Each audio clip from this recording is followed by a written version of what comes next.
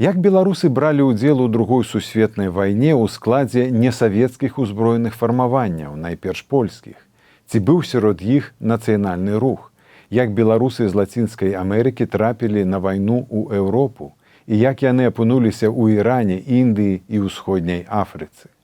Пра гэта і пра іншае мы пагаворым з беларуска-польскім гісторыкам, прафесарам Варшаўскага універсітэту Юрыем Грыбоўскім.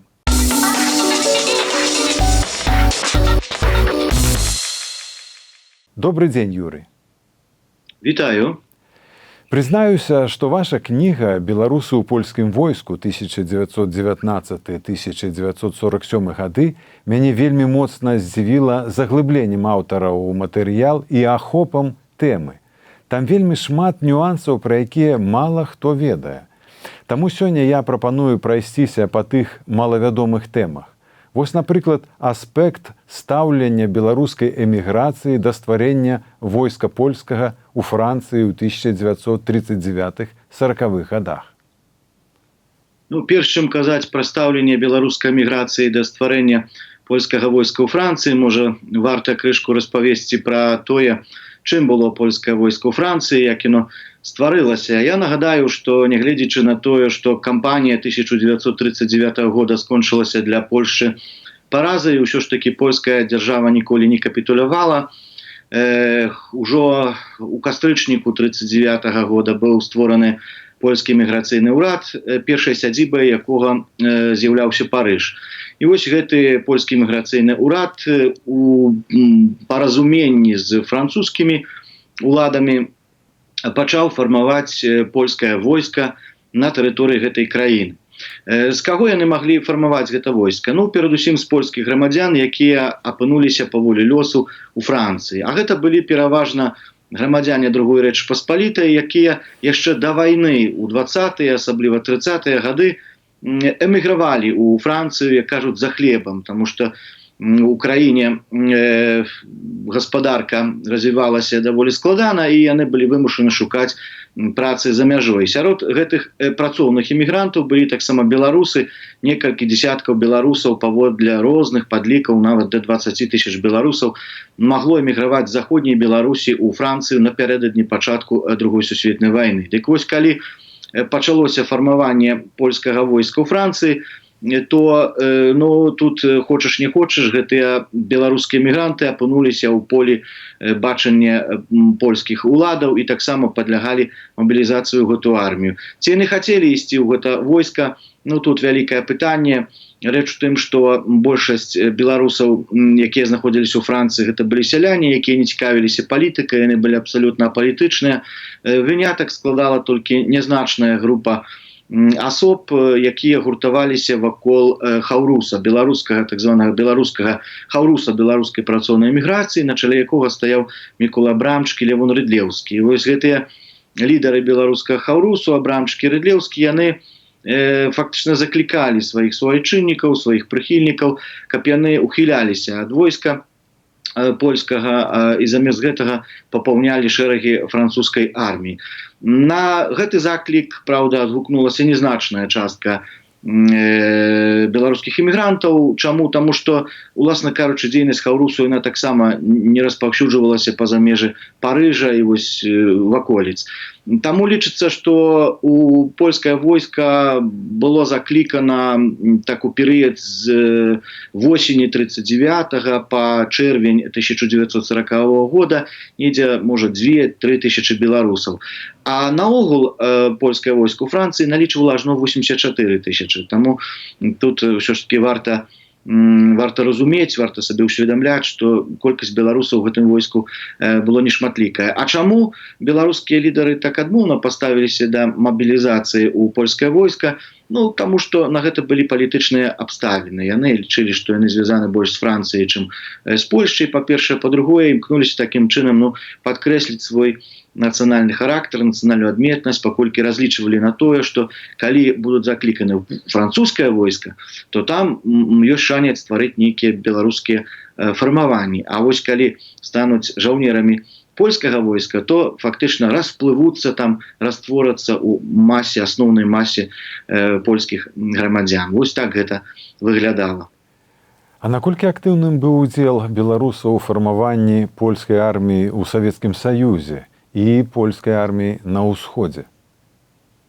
Тут абставіны былі зусім іншыя. Чаму? Таму што, як мы ведаем, пасля пачатку вайны паміж Нямецчынай і Савецкім Саюзам было дасягнута такое палітычнае і вайсковае пагадненне паміж польскім урадам на выгнанні з аднаго боку і савецкім урадам з другога боку. Дык вось паводле гэтага пагаднення на тэрыторыі Савецкага Саюзу павінна была стварыцца польская армія пад камандаваннем генерала Владыслава Андерса. Ну, часамі ў гістарыяграфіі выкарыстоўваецца такая назва, яна мне не падабаецца, не толькі мне, наогул гэта не гістарычная, не навуковая назва армія Андерса, але яна даволі трывала замацавалася ў гістарыяграфіі. Дык вось гэта армія Андерса, яна ў асноўным складалася з тых грамадзян даваеннай польскай дзяржавы, якія пасля 41-го году знаходзіліся на тэрыторыі Савецкага Саюзу. А кім былі гэтыя людзі? Гэта былі, па-першае, ваеннапалонныя польскага войска, якія апынуліся ў савецкім палоне яшчэ восенню 1939 года, а таксама асобы дэпартаваныя, жыхары заходняй Беларусі і заходняй Украіны, якія былі ў 40-м і 41-м годах дэпартаваныя Сталінам у глыб Савецкага Саюзу. Нагадаю, што тады ў гэты перыяд адбыліся ажно 4 масавыя дэпартацыі. З заходняй Беларусі ў той час вывезлі не менш як 120 000 чалавек, у тым ліку недзе каля 20, можа нават 25 000 беларусаў. І вось гэтыя людзі разглядаліся савецкім бокам, але перадусім польскім бокам, як асноўная рэзерва, як вось асноўная група людзей, якія могуць папаўняць гэту армію Андерса. Добраахвотнікаў, трэба сказаць, у тым ліку сярод беларусаў хапала. Людзі ахвотна далучаліся да арміі Андерса. Чаму? Таму што гэта ў тых абставінах, якіх яны апынуліся, гэта была адзіная магчымасць, каб пазбавіцца ад сталінскага пераследу. Я нагадаю, што яны былі альбо ваеннапалоннымі, альбо вязнямі гулагаў, альбо так званымі спецпасяленцамі. І для іх, канешне, далучэнне да гэтай арміі азначала зусім іншую якасць жыцця. Таму добраахвотнікаў было шмат. Праўда, са снежня 41-го года савецкі бок забараніў не палякам, тым ліку беларусам, уступаць у армію Андерса. Сталін вельмі хутка зарыентаваўся, што ёсць вялікае зацікаўленне з боку не толькі палякаў, але таксама і не палякаў да гэтай арміі. Ну і каб абмежаваць штучна іх колькасць, проста была ўведзена забарона. Але гэта забарона таксама не дзейнічала, паколькі беларусы рабілі ўсё магчымае і немагчымае. Я ведаю безліч прыкладаў, калі хацелі патрапіць у гэту армію і ў асноўным туды патраплялі. У складзе гэтай арміі Савецкі Саюз у 42-м годзе пакінула не менш як 2 альбо 3 тысячы беларусаў. Я нагадаю, што увесну і улетку 42-го году армія Андерса была эвакуавана ў Іран, адтуль пераведзена ў Ірак. Ну і фактычна вось распачалася гэта доўгая такая адысея жаўнераў арміі Андерса па ўсёй Еўропе, і не толькі Еўропе, таксама Афрыцы, Паўночнай і Азіі. А вось той славуты другі польскі корпус у Італіі. Вы там таксама шмат пішаце пра яго. Як туды траплялі беларусы? Гэта вось якраз такі удзел беларусаў у другім польскім корпусе належыць разглядаць як працяг беларусаў у польскай арміі генерала Андерса, якая стваралася ў СССР. Вось гэта армія, якая фармавалася на тэрыторыі Савецкага Саюзу, як я ўжо адзначыў, яна пакінула СССР у 42-м годзе, прайшла даволі складаны шлях рэарганізацыі на тэрыторыі сярэдняга ўсходу, на тэрыторыі Ірану і Іраку, і напрыканцы 43-го года польскія вайскоўцы былі перакінуты на Апенінскую паўвыспу, менавіта ў Італію. Чаму? Таму што там якраз-таки распачыналася вось гэта слынная італьянская кампанія. Амерыканска-брытанскія войскі тады распачыналі свой наступ з поўдня Італіі на поўнач.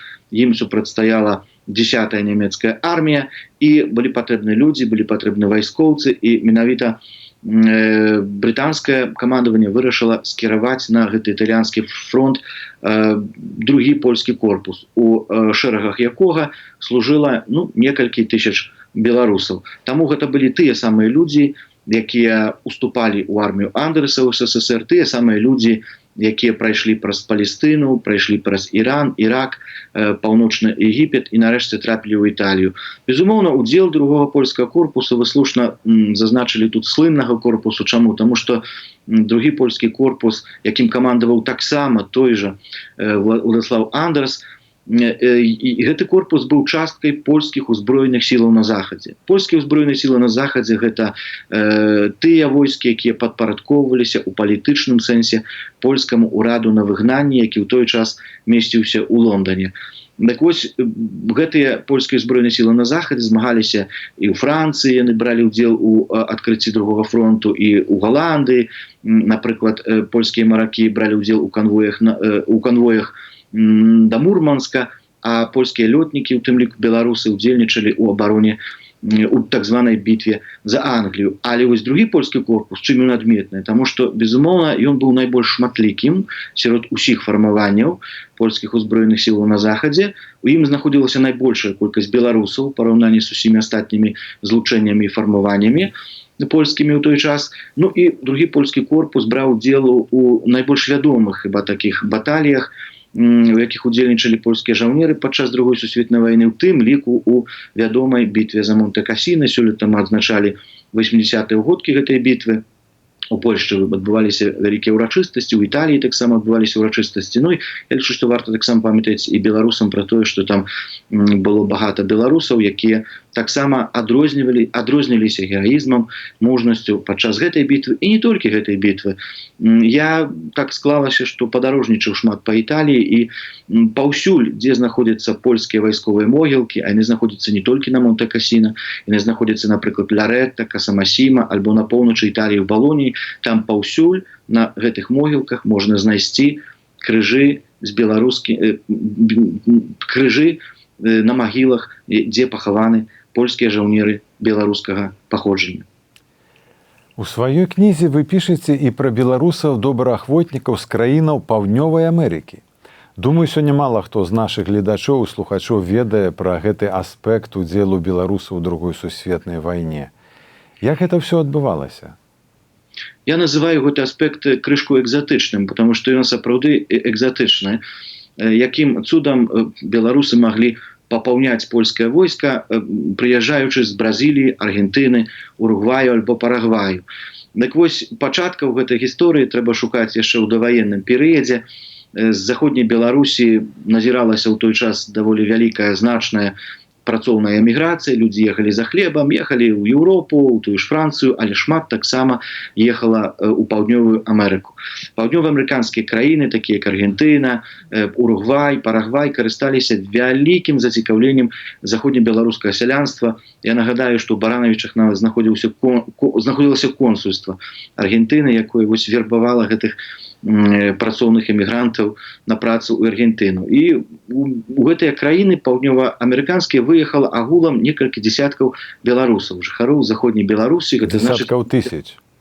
Выехала некалькі дзесяткаў тысяч беларусаў з заходняй Беларусі, гэта значыць грамадзян даваеннай польскай дзяржавы. І калі пачалася вайна, то польскі ўрад разглядаў гэту катэгорыю людзей, якіх умоўна называлі аргентынцамі, аргентынчыкамі па-польску, таму што большасць ўсё ж такі пражывала на тэрыторыі Аргентыны. Дык вось гэта катэгорыя разглядалася польскім урадам як адна з крыніц папаўнення польскіх узброеных сілаў на захадзе. І таму яшчэ ў 40-м годзе была разгорнута такая вялікая інфармацыйная кампанія, мэта якой было заклікаць гэтых людзей, паколькі яны былі польскімі грамадзянамі, паходзілі з Польшчы, каб яны уступалі ў польскае войска. І вось частка людзей сапраўды пагадзілася далучыцца да польскага войска. Сярод іх было некалькі сот, паводле маіх падлікаў, беларусаў. Праўда, не ўсе яны былі прыняты ў войска.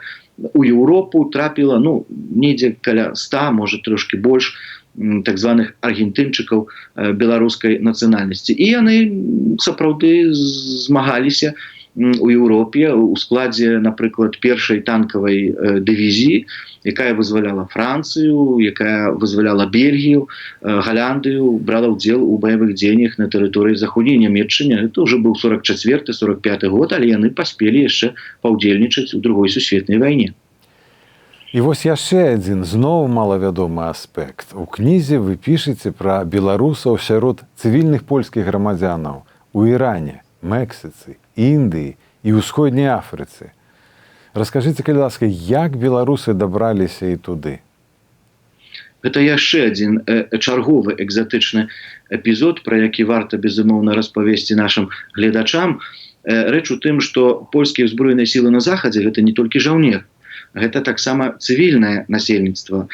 Гэта бацькі, жонкі, дзеці вайскоўцаў. У той час, калі мужчыны змагаліся ў Італіі, у Францыі, на розных фронтах Другой сусветнай вайны ў складзе польскіх узброеных сілаў на захадзе, то іхныя родныя, іхныя сваякі у гэты час знаходзіліся ў такіх паселішчах. Польскі ўрад парупіўся аб тым, каб падчас вайны былі створаны такія паселішчы для польскіх выгнанцаў. Гэта тыя людзі, якія не мелі куды дзецца, паколькі яны былі пазбаўлены айчыны, яны не маглі вярнуцца на радзіму, іхныя бацькі, іхныя браты змагаліся на вайне, і вось гэтыя людзі знаходзіліся ў гэтых паселішчах для цывільных польскіх выгнанцаў. Такіх паселішчаў было створана вельмі шмат. Першапачаткова ў Іране, потым пачалі стварацца яны ў Індыі, нават у Мексіцы такое паселішча было Санта-Розе, куды трапіла таксама немала польскіх выгнанцаў, але найбольш трапіла ў Афрыку, у брытанскую ўсходнюю Афрыку, гэта тэрыторыя сучаснай Танзаніі, Кеніі і Уганды. Там было створана некалькі десяткаў такіх цывільных паселішчаў, і туды таксама трапілі і беларусы. Што адметна і што варта падкрэсліць, тое, што беларусы адрозніваліся, вылучаліся на фоне гэтай польскай масы сваіх польскіх братоў тым сваім веравызнаннем. Гэта ў асноўным былі асобы праваслаўнага веравызнання. Сярод іх былі актыўныя людзі, у тым ліку быў святар Міхась Бажар'янаў, які паходзіў з Вільні, які добра ведаў беларусаў яшчэ з міжваеннага часу, і ён стварыў там беларускі камітэт, ён выдаваў там літаратуру, у асноўным такога рэлігійнага зместу, і самае хіба істотнае дасягненне Бажар'янова было ў тым, што ён пабудаваў у 44-м годзе прыгожую мураваную царкву на тэрыторыі паселішча Тэнгеру, гэта на тэрыторыі цяперашняй Танзаніі. І вось гэта была адна з нешматлікіх мураваных цэркваў у Афрыцы і адзіная, наколькі я ведаю, такая святыня у гэтым рэгіёне. Так, это, конечно, дзівоцтва. Беларуская праваслаўная мураваная царква ў Афрыцы, у Танзаніі. А ці меў месца беларускі нацыянальны рух сярод жаўнераў польскіх узброеных сілаў на захадзе пасля вайны, калі вайна скончылася? Так, менавіта вы слушна зазначылі, што пасля вайны, таму што ў гады вайны ніякай палітычнай нацыянальнай дзейнасці праводзіць не даводзілася, правда. Адбываліся баявыя дзеянні, акрамя таго, і камандаванне польскае таксама непрыхільна ставілася, не магло прыхільна ставіцца да нейкіх праяў палітычнай актыўнасці сярод вайскоўцаў. Гэта ўсё зразумела і натуральна. А вось калі баявыя дзеянні скончыліся у весну 45-го года, але польскія вайскоўцы яшчэ не былі дэмабілізаваныя, яны знаходзіліся ў казармах. Другі польскі корпус ажно да восені 46-го года працягваў кватаравацца на тэрыторыі Італіі, то вось тады былі створаны такія спрыяльныя умовы, з'явілася добрая нагода дзеля таго, каб звярнуць увагу на нейкія свае ўнутраныя справы, чым і заняліся беларусы. І вось недзе, пачынаючы з вясны 46-го года, сярод вайскоўцаў другога польскага корпусу адбываецца такая арганізацыйная праца, ствараюцца нефармальныя земляцкія камітэты ў складзе спачатку 5-й крэсавай дывізіі пяхоты, потым таксама 3-й карпатскай дывізіі стральцоў. Яны аб'ядноўваюцца, яны ўтрымліваюць між сабой адносіны, яны ўсталёўваюць кантакты з беларускай палітычнай эміграцыяй, якая на той час знаходзілася ў заходняй Еўропе, у прыватнасці з Міколам Абрамчыкам, адкуль пачынаюць атрымліваць газету «Беларускія навіны». І больш за тое, яны не толькі атрымлівалі гэту газету, а вайскоўцы утрымлівалі гэту газету, таму што вайскоўцы так атрымалася, што былі адной з найбольш заможных груп на эміграцыі, яны атрымлівалі сталы заробак, як вайскоўцы, і яны сапраўды маглі гэтыя грошы выдаваць і неяк так падтрымліваць сваіх землякоў. Ну а такім ужо апагеем нацыянальнай дзейнасці, нацыянальнай актыўнасці сярод польскіх вайскоўцаў беларусаў належыць лічыць стварэнне згуртавання беларусаў Вялікай Брытаніі. Вось у 46 годзе усе польскія войскі, усе польскія злучэнні былі перакінуты ў Вялікабрытанію, і там беларусы працягвалі сваю нацыянальную актыўнасць і вырашылі стварыць ужо грамадскую арганізацыю, фармальную, таму што раней гэта дзейнасць яна насіла такі трошкі нефармальны характар, яны нават друкавалі свае ўлёткі патаемна ў вайсковай канцылярыі, але вось ужо з пачаткам 47 года не трэба было нічога рабіць патаемна, паколькі польскае камандаванне вярхоўнае выдала такі дазвол, згоду на тое, каб польскія вайскоўцы належалі да згуртавання беларусаў Вялікабрытаніі. Дарэчы, першы з'езд, вось гэты з'езд, вальны з'езд, на якім было створана згуртаванне беларусаў Вялікабрытаніі, гэты з'езд адбыўся ў студзені 47 года ў Лондоне, і на гэтым з'ездзе не прысутнічала нікога сярод цывільных асоб. Былі усе вайскоўцы альбо дзейныя, альбо толькі вось недавно здэмабілізаваныя. Можна сказаць, што польскія вайскоўцы заклалі падмурак пад беларускую паваенную эміграцыю ў Вялікабрытаніі, не толькі ў Вялікабрытаніі. Таксама, напрыклад, першыя беларускія арганізацыі ў Бельгіі, у Канадзе складаліся, і нават у Аўстраліі і Новай Зеландыі складаліся перадусім з былых вайскоўцаў польскіх узброеных сілаў на захадзе. Гэта тычылася як грамадскіх арганізацый, так і камбатанцкіх арганізацый, таму што на захадзе ствараўся таксама паралельна і беларускі камбатанцкі рух, і вось асноўную частку найбольш дзейных сяброў гэтага руху складалі тыя, хто у гады вайны змагаўся ў польскім мундуры.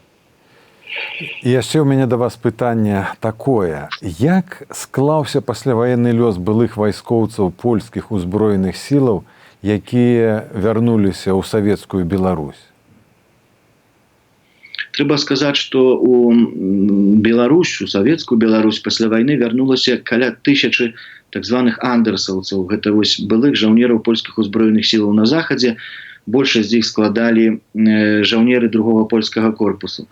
І іх лёс склаўся вельмі трагічна. Чаму? Таму што з самага пачатку, як яны толькі вярталіся на бацькаўшчыну, стаўленне да іх было даволі такі непрыхільным. Савецкая ўлада намагалася звабіць як мага большую колькасць андерсаўцаў у Савецкі Саюз. Адбывалася на захадзе вялікая агітацыя, інфармацыйная кампанія, напрыклад, распаўсюджваліся ўлёткі камітэту завяртання на радзіму, дзе савецкая дзяржава пераконвала, што варта вяртацца, што нічога гэтым людзям не пагражае, яны ўсё ж такі змагаліся з агульным ворагам, разам білі гітлераўцаў, толькі не на ўсходнім фронце, а на заходнім фронце. І вось частка гэтых андерсаўцаў сапраўды вярнулася, кіруючыся такімі жыццёвымі, бытавымі прычынамі, таму што многія з іх пакінулі сем'і, жонкі, нават дзеткі на бацькаўшчыне. Яны не бачыліся з сем'ямі на працягу, 6-7 гадоў, і можна іх цалкам тут па-людску зразумець, чым яны кіраваліся. Некаторыя з іх, што дзіўна, нават уцякалі. Гэта былі дэзертыры, якія самавольна пакінулі свае вайсковыя аддзелы, самастойна скантактаваліся з савецкімі дыпламатычнымі місіямі, і гэтыя дыпламатычныя місіі іх нелегальна пераправілі ў Савецкі Саюз. І вось гэтыя людзі апынуліся ў СССР і адразу ж трапілі пад сціслы кантроль савецкай бяспекі. Напрыклад, іх прымушалі пісаць лісты да сваіх саслужыўцаў, якія яшчэ засталіся ў Англіі альбо дзесьці там у іншых краінах на захадзе. І з гэтых лістоў вынікае, што ўсё тут добра, што мы прыехалі, вяртайцеся. Вось такі быў сэнс гэтых лістоў. А ўжо праз некалькі гадоў, у 51 годзе, фактычна на працягу адной начы з 31 сакавіка на 1 красавіка, у заходніх абласцях СССР, на тэрыторыі не толькі Беларусі, але таксама Савецкай Літвы і Савецкай Украіны, адбылася масавая арганізаваная дэпартацыя так званых андерсаўцаў у Сібір, а менавіта ў Іркуцкую вобласць. Яны усе разам з сем'ямі, гэта было больш як 5000, былі дэпартаваны на ўсход. Адначасова яны былі пазбаўлены іхняй нерухомасці, адбылася канфіската іхняй маёмасці, ім забіралі баявыя ўзнагароды, якія яны атрымалі за удзел у баях супраць гітлераўцаў. І вось такі трагічны лёс іх сустрэў. Яны былі выселены ў Іркуцкую вобласць, лічыліся так званымі спецпасяленцамі, і невядома, як бы склаўся іх далейшы лёс, калі б не смерць Сталіна, калі б не хрушчоўская адліга. І вось толькі напрыканцы 50-х гадоў, у 58-м годзе афіцыйна савецкая дзяржава прызнала іх, дазволіла ім вярнуцца да хаты. Многія з іх вярнуліся на бацькаўшчыну, некаторыя скарысталіся рэпатрыяцыяй і выехалі ў Польшчу, недзе траціна, паводле маіх падлікаў, адважылася выехаць у Польшчу, але былі таксама адзінкі, якія нічога не хацелі рабіць, якія проста засталіся ў Іркуцкай вобласці і працягвалі там жыць. Вось такі складаны лёс. І напрыканцы я хочу толькі дадаць, што гэтыя людзі, тыя, якія змагаліся з гітлерызмам у складзе польскіх узброеных сіл на захадзе, не лічыліся ў Савецкім Саюзе ветэранамі, удзельнікамі Вялікай Айчыннай вайны, і таму ім не належалі ніякія палёгкі, нейкія сацыяльныя палёгкі, якімі карысталіся іх суайчыннікі, якія змагаліся, напрыклад, у Чырвонай арміі. Дзякуй, Юрый. На сувязі быў беларуска-польскі гісторык, прафесар Варшаўскага універсітэту Юрый Грыбоўскі. У Празе для вас працаваў Сергей Абламейка.